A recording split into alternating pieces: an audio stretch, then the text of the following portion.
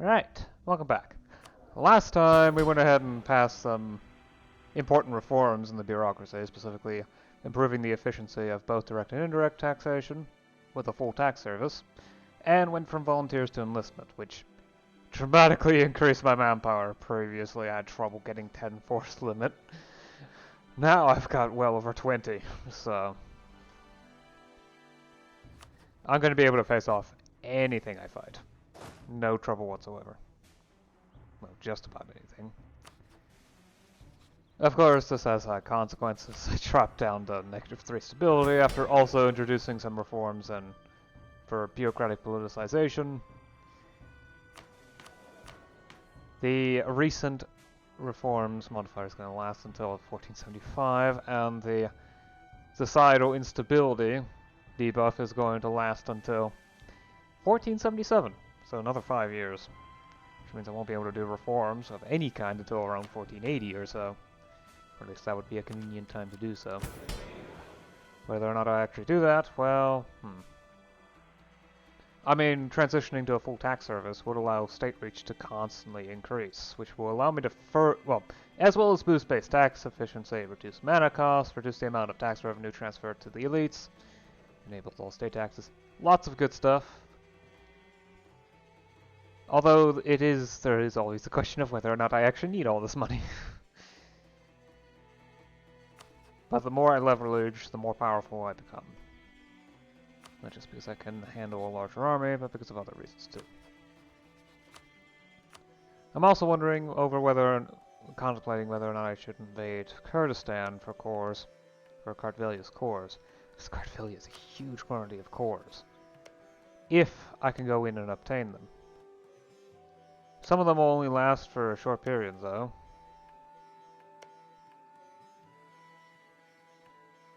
These only last until 1502. These are Kartvelebi, so that's fine. These only last until 1489. Same with these over here. The Dokadirids. However, the Dokadirids happen to be a subject of the Mamluks, which... that's an extremely dangerous proposition. And even if I were to do that, I'd much rather have cores, because a lot of this territory is pretty important for me to grab. Well, claims. Yeah, from missions. Which would involve getting stuff from the Ottomans, basically. And I'm waiting for the truce to end there. Well, we'll see what happens.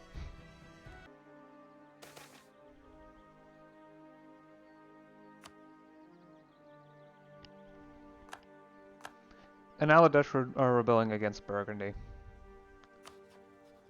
Well, they managed to succeed, and that's a major, major blow to Burgundian strength.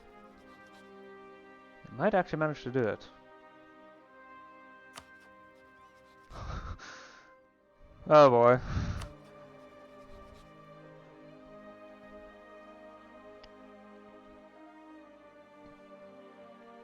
It's called the Second Burgundian War of Independence. Screen naming. Oh. Looks like the Poles went ahead and grabbed Finland off of Sweden. Jeez. Yeah.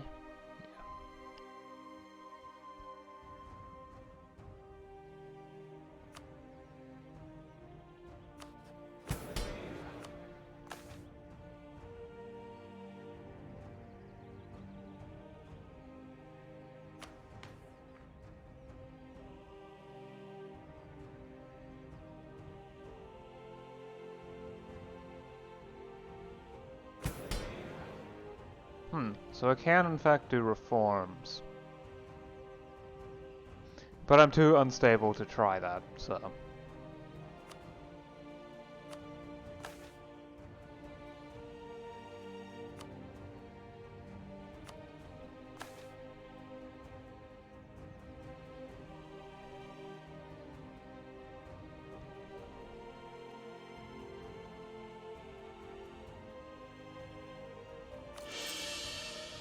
Okay, I'm no longer too unstable. It's going to cost me 250 admin points, but it's going to be well worth it.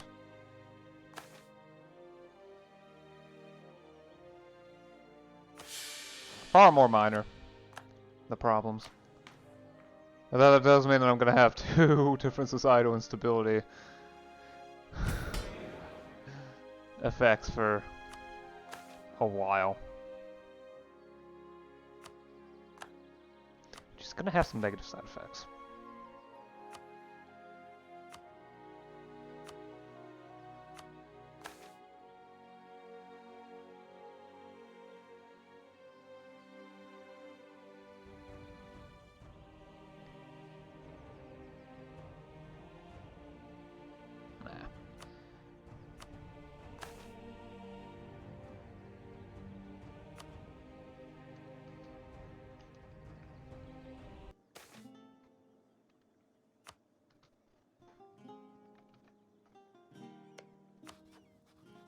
Alright, truce is up.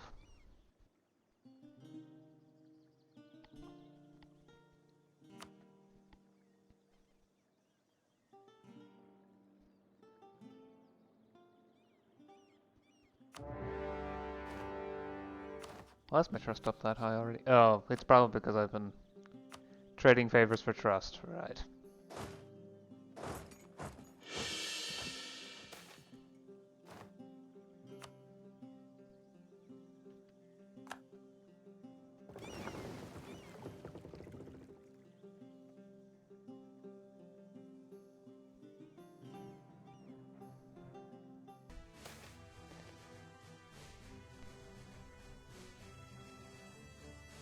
Yeah, maybe I should stop it here. Yeah, we've been going for long enough. Okay.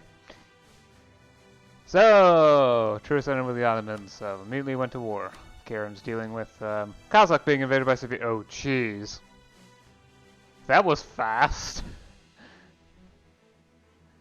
That was really fast.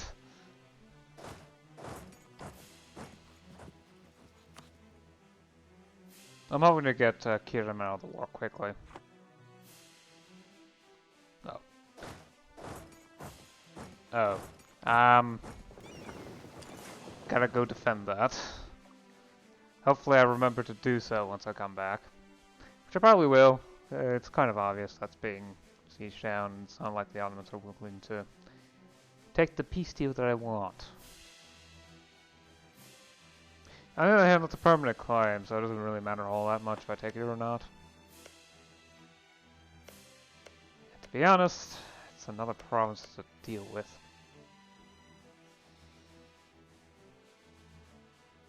I don't need to make that decision now, I can wait until later. Just max out trust with this little ally of mine. I mean, I could vassalize them anytime I want to. Plus, they're my only ally, which means unless the Okyolus decides to go ahead and attack them, they're staying this way, so I can safely ignore them for the time being. Later on, yeah. The thing is, if I take too many vassals, there's going to be issues with liberty desire, specifically relative army power and economic power for all vassal states and divisions. Although, on the other hand, I just recently increased my military strength considerably, thanks to swapping to conscription. As for what else we've done, yeah, we're now on regular tax, on a full tax service on tax collection, which means the elites no longer get money from my taxation efforts. I now am able to use all state tax types. And there's a reduction, another reduction amount of cost for all state taxes, as well as an increase to yearly state reach. The next and final upgrade would require me to have rational divisions and universal law, as well as academia. I would have to reduce rural autonomy, which isn't that big of a deal, but still. Yeah, I would need academia. And 75 state reach. But academia is the one that's actually difficult. The others I will get to eventually with time. Academia is over here. There's 4 more institutions waiting before that. Although not all of them are required. I only need scientific methods, which itself only needs casual literacy, which itself only needs commercialization. Colombian imports and global trade both require commercialization, but don't have any other prerequisites. Nationalism only requires legitimacy. Commercialization as well. Industrialization, however, requires commercialization and the scientific method. Although it could really just be the scientific method. Since all institutions after commercialization, it used to be that Colombian imports was actually available without. Oh, actually it is. You just needed to invent it. Okay. Never mind, I've misread it. All institutions outside of Colombian imports after commercialization requires commercialization. Even global trade requires commercialization. And it still says it needs legalism. Yeah. It's been renamed to centralism alone. Okay, so it's been renamed in... Yep, there. Doesn't require it. Okay, so global trade did not see it renamed. But everything else has where it appears. Okay. Sorry, global trade, you've been forgotten. Yeah, in previous versions of MNT 3.0 it was called legalism, now it's called centralism.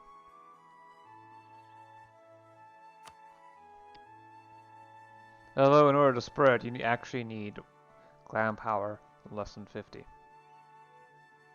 At most 50. In order to vent, the country needs to have at least 100 development. Huh.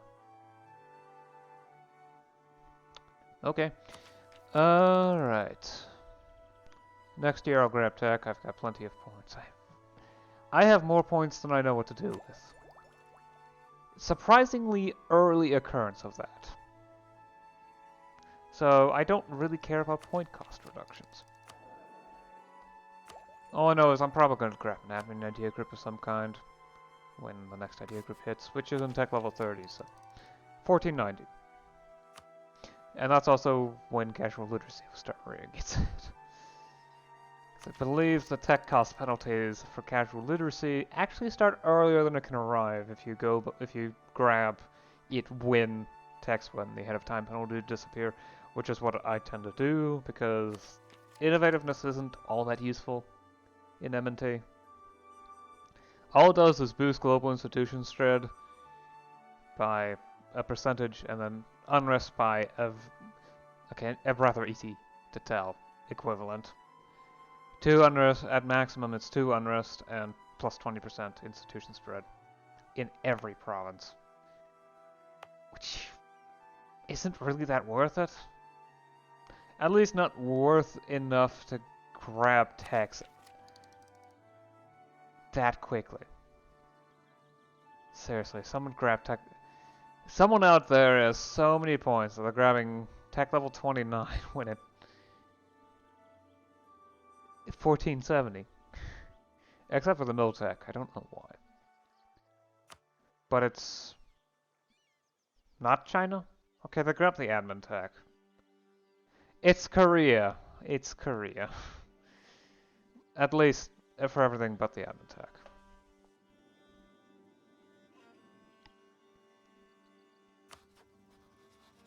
And Gouge for some reason.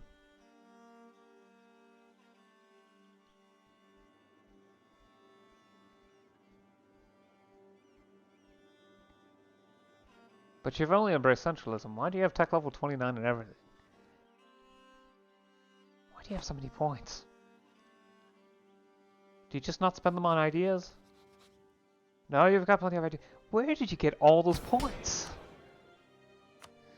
Okay, it's not really important. The last of the power projection is basically gone. I'm now stuck with just the amount you get from being second rank great power. Which, yeah, I'm steadily rising through the ranks. I now actually have the highest dev rating outside of anyone in Europe. Well, out of anyone in Europe. Which are pretty much the only ones that the AI is likely to have embrace commercialization. It's extremely unlikely for anyone else to do so.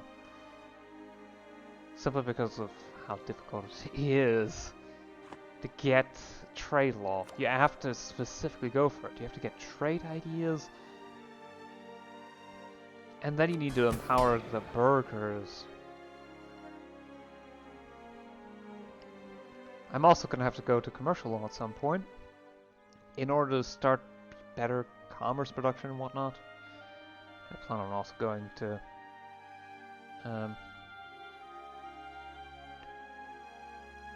there we go. Go to municipal bureaucracies at some point, which will slightly improve urban production and commerce production, increase base consultation, also increase the amount of resident wealth expenditure on urban infrastructure.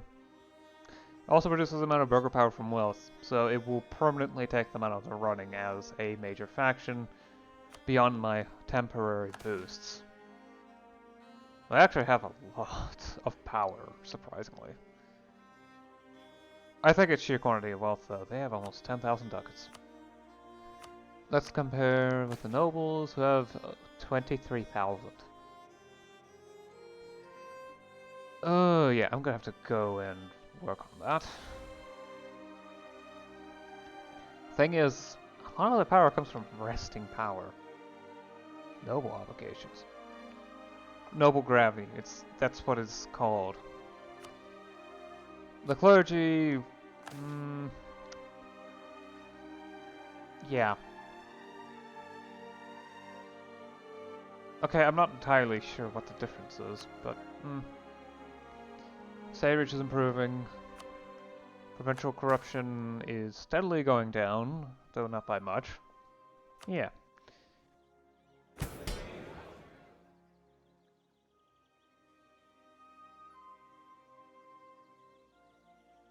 Not really much else to say, honestly.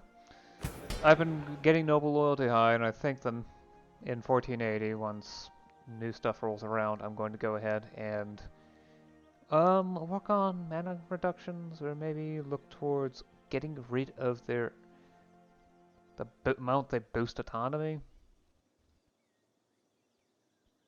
Maybe get rid of ceremonial titles. I don't know. It's gonna be something. But yeah, gonna have to finish this war. But that's something for next time. Until then, bye.